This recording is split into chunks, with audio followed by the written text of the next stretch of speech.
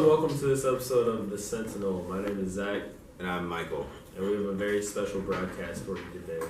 Our first story is about PE no longer being required at Centennial High School. And we had an interview with Mr. Barnhart about that. It's true that PE will no longer be required next year? That is true. So what will students be doing in place of PE? So there's a new aspect of the curriculum called practical application of board games. So we'll be doing things like Monopoly, checkers, Parcheesi. Every once in a while we'll break out some Uno, and we want to try to kind of make things a little bit more difficult and challenge students, make things more rigorous. How do you feel about this new class? It's different. It's caused us to have to develop some more rubrics and things, but it's, if it's in the best interest of students, then that's what we want to do. All right, thank you. Do you guys know that next year the freshmen will not have to take PE for 4 years? What? No, I don't want to be here neither. So do you know that next year PE will not be a requirement? You ain't gotta do that? No. Like you don't have to do all 4 years. It'll be like 2. That's you deciding. Why did they start that when we was here? Nobody wanna go to PE. Why didn't they start that a long time ago? Wait, who came up with that? Unit 4. Do you know that next year PE will not be a requirement? Is that in Centennial or the state of Illinois? Our next story today is, as we all know, Mr. Greg Johnson is stepping down as the principal of Centennial. And our next principal, drum roll please, Mr. Ronco. So we're here with Mr. Ronco, the new principal for the 2017-2018 year. Mr. Ronco, what are your feelings about being principal? Well, I feel very, very excited about this coming position. This is for me a dream that I had since I was a kid. Like always, in school when I was a kid, I always dreamed and look up to my principal in my school, and this is totally a dream to become a principal, especially here in the United States. Yeah, as I say, it's a dream. Yeah, very exciting. And what will be your first objective as principal?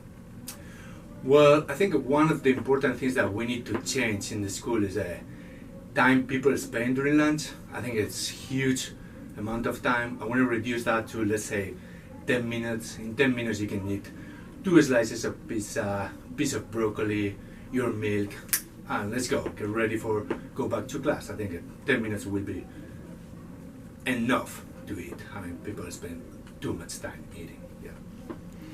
And do you think Centennial will be going in the right direction with you as principal? Oh yeah, totally. I think I'm the perfect match for this school, and I think we are, with all these measurements that I have in mind.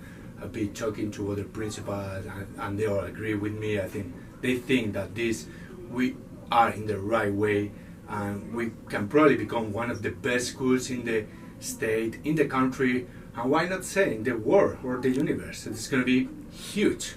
Yeah. And what are your plans with, are you planning on doing anything with sports or extracurricular activities? Oh yeah, I actually have a big thing in mind that I'm gonna do. I want to get rid of all these weird sports like baseball, American football, get rid of all this and turn everything into soccer. So all this space that we wasting in track or everything, just turn everything into soccer fields so everybody can play soccer and become real football players, where it's football. Yeah. All right, sounds good, Mr. Ronco. Thank you for your time. Thank you. Our next story is about prom. This year, prom will be held only for seniors. In the past, it's been held for juniors and seniors, but this year, due to budget cuts, prom will only be held for seniors. As a senior at Centennial Madison, how does it feel not to be able to have your junior boyfriend attend prom? It's awful. I don't like it. And how does your boyfriend feel about this? I feel like the juniors should be able to attend the prom with seniors. And why? do you think that? Because in the past, juniors have been able to attend prom.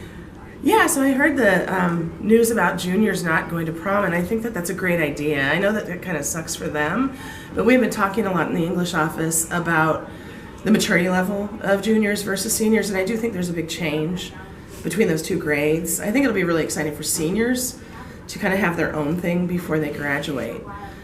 So I do feel kind of bad for the juniors, but I think in the long run that's something that the junior class can look forward to then for next year to go to prom. Our final story of the broadcast is next year, students will be receiving 5 personal days per semester. We interviewed Miss Bonham about how she felt about the new decision. Is it true that starting next year, that students will be getting personal days?